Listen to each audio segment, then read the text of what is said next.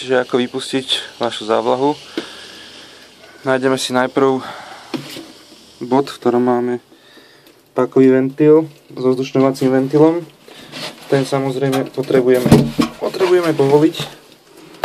Čiže povolíme ventil. Dáme pozor, lebo bude vytekať voda.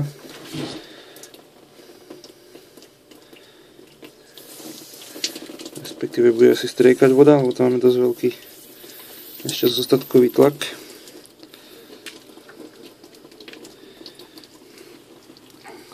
Zoberieme vzdušňovák, odložíme si ho,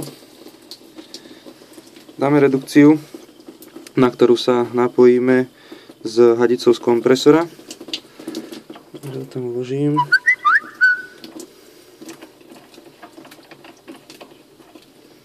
Redukcia je vložená, teraz chvíľu počkáme, kým dotečie ešte voda, aby sa nám nedostala zbytočne do hadice. A napojíme hadicu z kompresora. Takže napájam hadicu. Hadica napojená, teraz ho napojíme do kompresora. Dobre, zapneme kompresor, aby sa nám zatiaľ natlakoval. Medzi tým nájdeme, kde máme hydranty, respektíve jumbo šachty. Tie pootvárame a nachystáme si, tu sú skované húšti rastlín, takže troška komplikovanejšie, ale nájdeme si to. Takže tu máme jumbo šachty. Odkryjeme si prvú šachtu, v ktorej máme elektroventily. Tak, povolíme prvý z elektroventilov. Môžeme to robiť teda buď manuálne, že si ho povolíme ručne, a to na každom elektroventile je šípka on a šípka off. Otvoríme ho tak, že ho dáme do polohy on, a teraz keby sme zapali hadicu do kompresora, tak nám začne tlačiť vzduch do tejto prvej vetvy.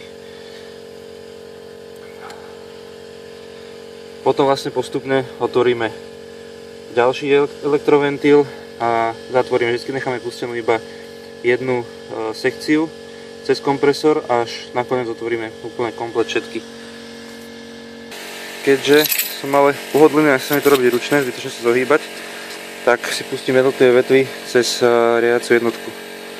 Takže tu máme TMC 212, to troška iné ovládanie.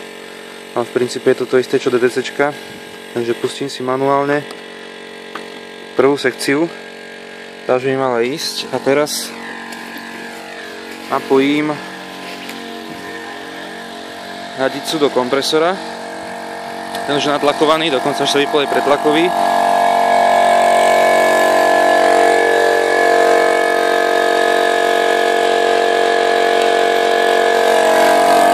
A už prvá vetva. Takže teraz počkám, kým pôjde až čisto vzduch, respektíve zmiešaný s poslednou vodou.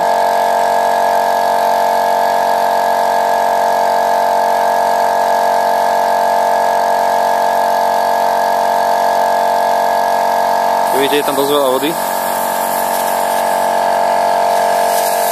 Prvý postrekovač už púšťa vzduch.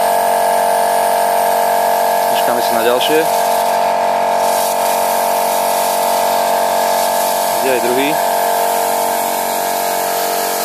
Vždycky posledný postrekovač vo vetve má v sebe najviac vody a ten trvá najdlhšie vypustiť. Vidíte, znamená, že iba vzduch s troškou vody, takže takto to vlastne stačí ponechať. Ale ešte stále čakáme na ten posledný.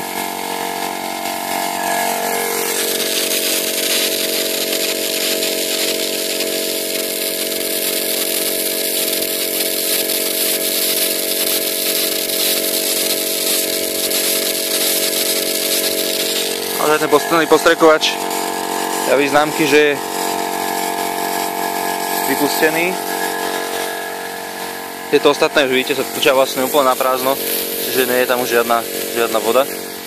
Teraz si môžeme prepnúť ďalšiu sekciu. Môžete to robiť tak, ako som ukazoval pred chvíľou, buď teda manuálne, čo sa mi nechce, takže idem na to automaticky. Prepnem si ďalšiu sekciu. Ešte skontrolujem ten posledný, ešte chvíľočku necháme. Takže posledný postrekoč je prázdny, takže zapneme druhú sekciu. Tlačítkom Next zapneme. Sledujeme, čo ide ďalšie. Tam ide ďalšia vetva.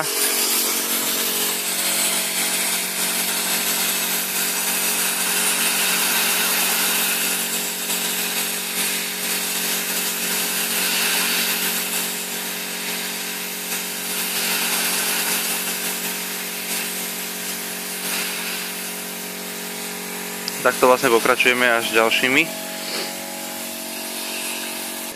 Prepneme ďalšiu vetu Nextom, čiže sme už na tretej. To máme Max spreje. Takže ideme si tie pozrieť, čo robia.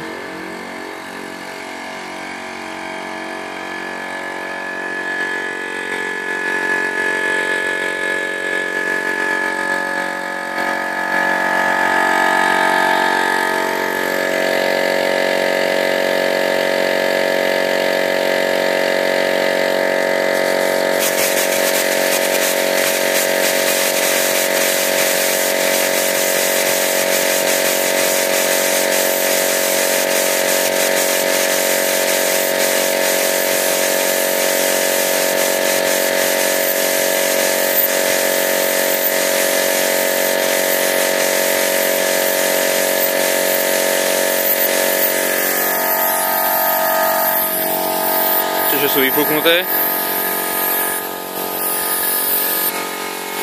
Púšťame ďalšiu sekciu. Máme tu módnu paru.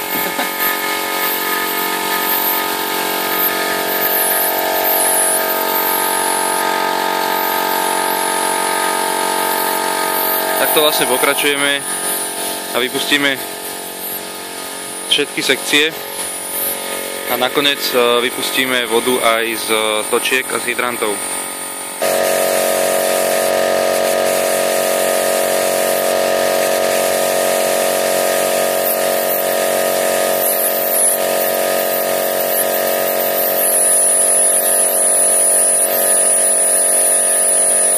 Takže teraz vypustíme vlastne vodu z točiek a z hydrantov.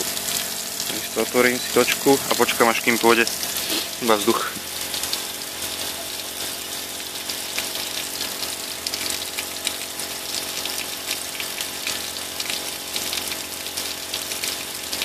Takisto si otvorím hydranty, z ktorých mi vytečie voda a ostane tam len